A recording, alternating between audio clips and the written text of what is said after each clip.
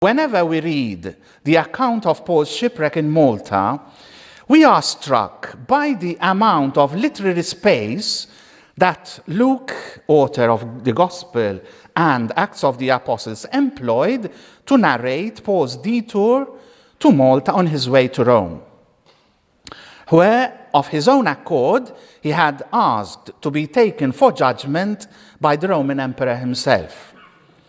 Some scholars would opine that Luke, as was the custom in those times, has used an already existent sea voyage diary account as a structure for his story. And we find important authors who hold this theory. For example, Hans Conzelmann, Jürgen Roloff, Frederick Fyvie Bruce, Arvid Gettlicher, and the Franciscan Frederick Mans even tags the account as a midrash, that is, a narrative way of explaining a theological point or theological message in narrative form.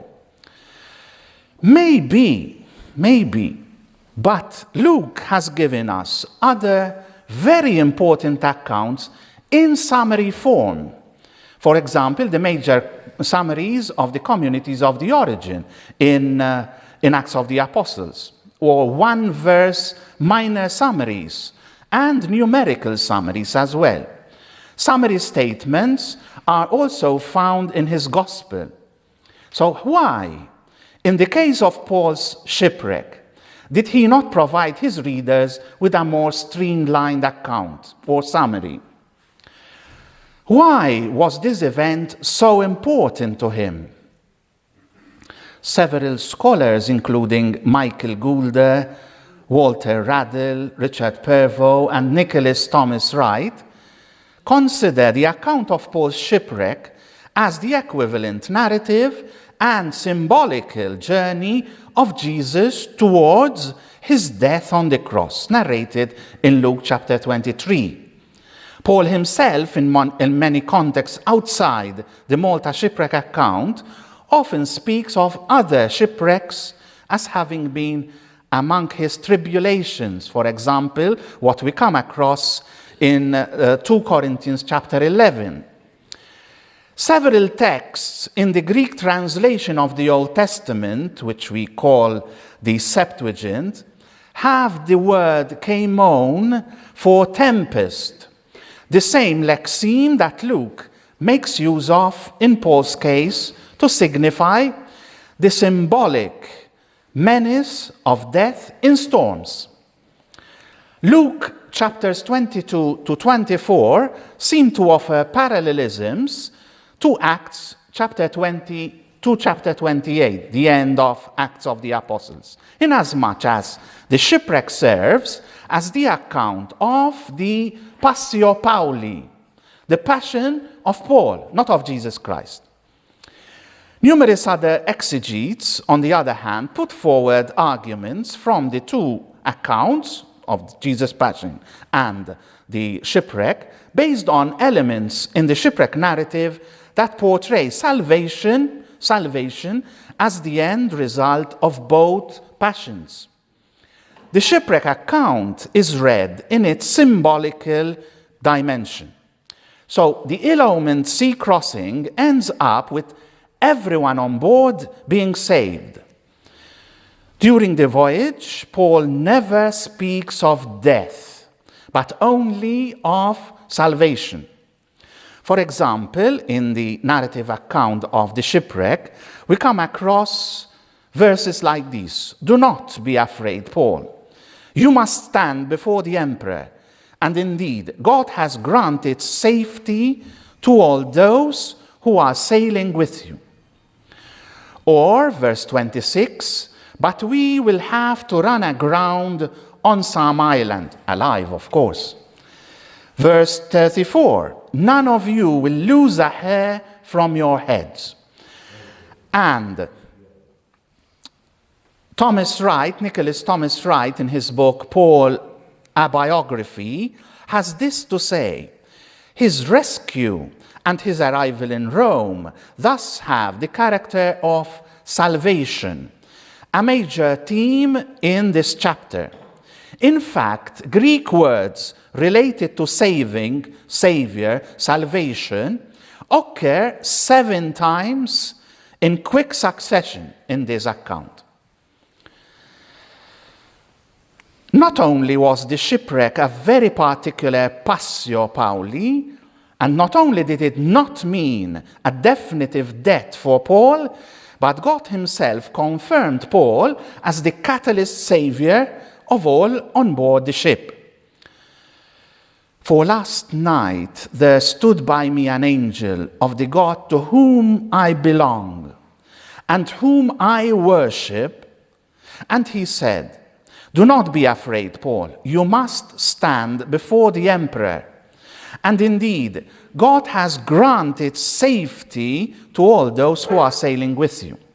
That's verses 23 and 24.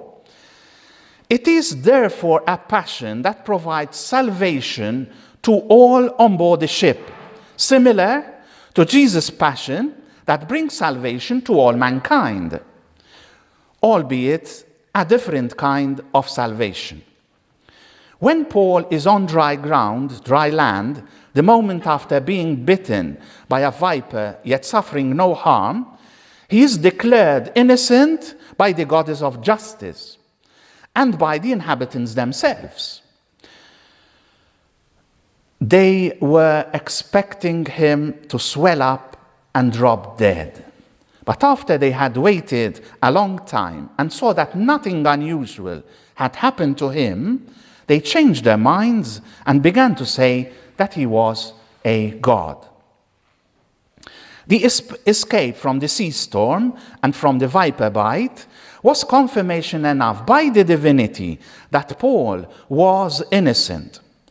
So God, the goddess of justice, and the Maltese inhabitants themselves all declared Paul innocent in chapters 27 and 28 of Acts. In Luke chapter 23, the Passion account of Jesus, the Roman centurion declared about Jesus, "Certainly, this man was innocent." There is yet a further detail in the 2 Passion accounts that I will bring to the fore to serve us as a platform for a deeper reflection on this occasion. Historical accounts which we find in Robert van Voorst's book, Jesus Outside the New Testament, or the article in Dictionary of the Bible by Gerald O. Collins, or even Raymond Brown in his 2-volume The Death of the Messiah. These historical accounts, besides the canonical Gospels, inform us that before Jesus was crucified, he was divested of all personal possessions, including his own clothes and seamless tunic. Now, the soldiers and prisoners on board Paul's ship were forced to throw overboard food, grain, tackle, and to let go of even the emergency boat. A literal translation of verse 28 of chapter 27 in Acts would give us, being violently storm-pounded, the day after they were doing a jettisoning. Luke narrates that Paul and the others on the Rome-bound ship began jettisoning the cargo of the ship. In so doing, they were shedding what? They were shedding their means of survival. Just like when Jesus sent his 12, "Take nothing for your journey, no bag, no bread, no money, not even an extra tunic." That's chapter 9 in the Gospel of Luke.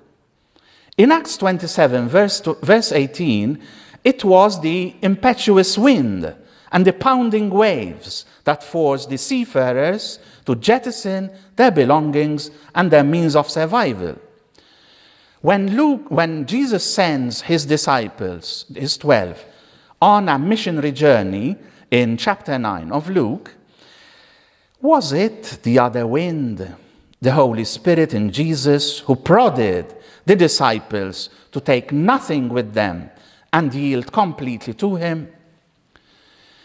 In the following verse 19 then, on the third day they threw away the ship's tackle with their own hands. They did away with their seafaring and nautical tools. At least to his disciples, Jesus had allowed staff and sandals, indispensable for journeying, for proclamation. We find in Luke, he ordered them to take nothing for their journey except a staff. No bread, no bag, no money in their belts, but to wear sandals, and not to put on 2 tunics. Was it maybe to assimilate them to himself? In line with what Jesus had told his disciples, foxes have holes, and birds of the air have nests, but the Son of Man has nowhere to lay his head. Further divesting comes in verse 20. No sun or stars could be seen, as if God, or at least nature itself, had robbed them of any possibility of figuring out their geographical and nautical direction. Just as to Abraham, God had said, leave your country, your kindred, and your father's house for a country which I shall show you. Abraham would have asked, yes, Lord, but which country? When will you show me? So verses 18 to 20, 18, 19, and 20 show how the seafarers, prisoners, sailors, and soldiers, so much aware that the sea symbolized the elusive powers of evil, surrendered everything with which they could sail upon that symbol: cargo, tackle, and means of direction, making themselves more and more vulnerable to evil and leaving themselves in the hands of fate. Verse 19 reads, on the third day, with their own hands, they threw the ship's tackle overboard. These chronological details of time that Luke gives us in verse 19 remind us of the prophet Hosea's words. In Hosea 6, verse 2, the prophet writes, after 2 days he will revive us. On the third day he will raise us up, that we may live before him. So in Paul and his companions' case, after 2 days he will revive us. He will revive us because we show faith and trust in him, not in our cargo. On the third day then, he, not the ship's sturdy structure or perfect tackle, will raise us up, that we may live before him.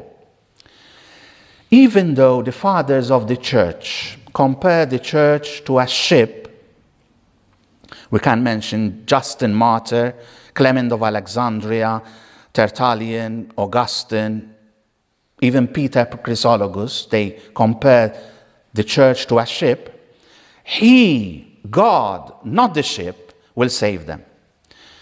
Prisoners, sailors, and soldiers had gone without food for a long time, verse 21 tells us. And Luke uses without food, for the expression without food, he uses asitias from sitia, literally would be without grains. And that reminds us, maybe Luke wanted to link this lack with the grain ship that took them on their final leg of their voyage to Rome after leaving Malta. In Matthew chapter 10, Jesus sends his disciples without food because I am the bread of life, without direction because I am the way. And then Jeremiah himself reminds us, I will send you and you will go wherever I will show you. Picked up by Paul in his letter to the Galatians, chapter 1. The deuterocanonical or apocryphal Book of Wisdom refers to God as Lord of the living. Chapter 11 says, "You spare all, since all is yours, lover of life." Wisdom chapter 14 says, "But it is your providence, O Father, that steers its course, because you have given it, humanity, a path in the sea, and a safe way through waves, showing that you can save from every danger, so that even a person who lacks skill may put to sea. It is your will that works of your wisdom should not be without effect. Therefore, people trust their lives even to the smallest piece of wood, and passing through the billows on a raft, they come safely to land. Notwithstanding the powers of evil unleashed against the ship and those journeying on it, verses 22 and 23 of the shipwreck account give us God's promise through his angel that loss of life will never occur. Only the ship will be lost. In all this, the Apostle Paul makes an astounding statement of faith in verse 23. God, to whom I belong and worship. If Paul belongs to God, then it follows that God will never throw him overboard, because no tempest is bigger than God. He is Lord of the tempest, Isaiah reminds us. His Son can even afford to sleep on a cushion during a raging storm. So if Paul belongs to God, then it follows that God will never throw him overboard. His Son Jesus came precisely to lift up humanity from enslavement to sin and evil. God only throws overboard our sins. Micah, the early 5th century prophet, reminds us, he will again have compassion upon us. He will tread our iniquities underfoot. You will cast all our sins into the depths of the sea. And it seems that the 8th century Isaiah seems to be in perfect agreement with the prophet Micah. Surely it was for my welfare that I had great bitterness, but you have held me back, my life, from the pit of destruction, for you have cast all my sins behind your back. Our Savior Jesus answered, those who are well have no need of a physician, but those who are sick. I have come to call not the righteous, but sinners to repentance. Throwing people overboard seems to be a never. Jesus presents himself as the door. I am the door. If anyone enters by me, he will be saved and will go in and out and find pasture. Jesus himself reassures that he is our nourishment. I am the bread of life. Whoever comes to me will never be hungry, and whoever believes in me will never be thirsty. But I said to you that you have seen me, and yet you do not believe. Everything that the Father gives me will come to me, and anyone who comes to me I will never drive away. For I have come down from heaven, not to do my own will, but the will of him who sent me. And this is the will of him who sent me, that I should lose nothing of all that he has given me, but raise it up on the last day. Jettisoning people in reverse. From the powers of the raging evil onto his cross of salvation. Did God throw the Ninevites overboard because of their sins? It was his prophet Jonas whom he threw overboard for their sake. The thief crucified with Jesus, the adulterous woman, the lepers, the lost sheep, the lost coin. even Judas himself. But he did ask us to throw overboard unprioritized relationships, those that give us and others scandal. And the word scandal means that little stone in our shoe that does not let us walk straight or even enjoy the journey on the way. Paul himself asks us to put on Christ, put on the Lord Jesus Christ. And Jesus will never divest himself of his own clothing. And then he asks us to put on God's armor. Put on the whole armor of God. Therefore, take up the whole armor of God, so that you may be able to withstand on that evil day and have nothing and have done everything to stand firm. Jesus will never divest himself of his clothes and his armor. Not only God has granted favor to all who sail with Paul, verse 24. So he has graced those sailing on that treacherous journey. One thing was not thrown overboard: faith. Faith was not thrown away, since God is faithful. He will keep favoring those sailing with Paul. They will surely be saved. Sailors, soldiers, both should remain on board the sign of God's faithfulness, that ship. Let them stick to God's plans and faithfulness, and all else will fall into place. Anchor, safety boat, tackle.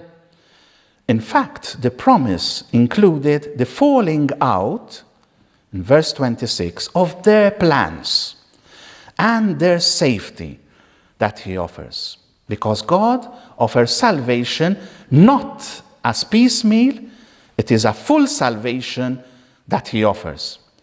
Verses 33 and to 44, not one of you will lose a hair from your heads. All 276 on board will be saved. Every single individual was important, and all of them will be saved. This surrendering, however, had to be complete, inclusive of the soldiers' boulé, the plans, the protocol of power, and expertise. Only then did things begin to fall into place. The island is no more some island, unrecognizable, but it had a specific name: Malta. The unusual kindness shown to them consisted especially and most strikingly in the love proffered as they needed at that moment.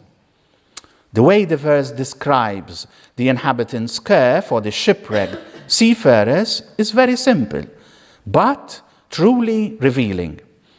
The inhabitants treated us with unusual kindness. They made us all welcome by lighting a huge fire because it had started to rain and the weather was cold. I see that it is written up there in that slab there.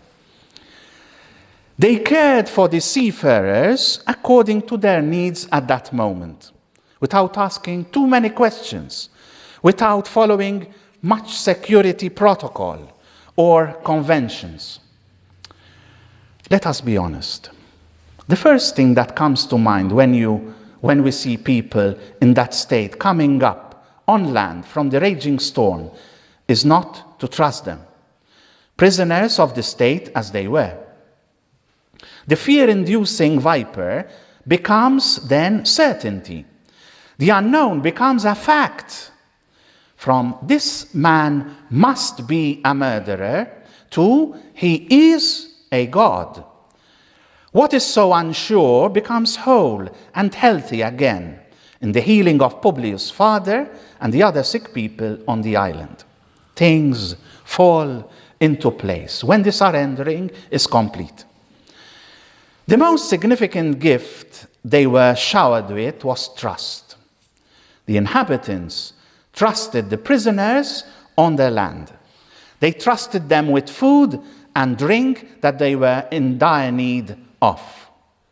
I'm not sure about the date rings or the mince pies. I'm not sure about that. All others are okay.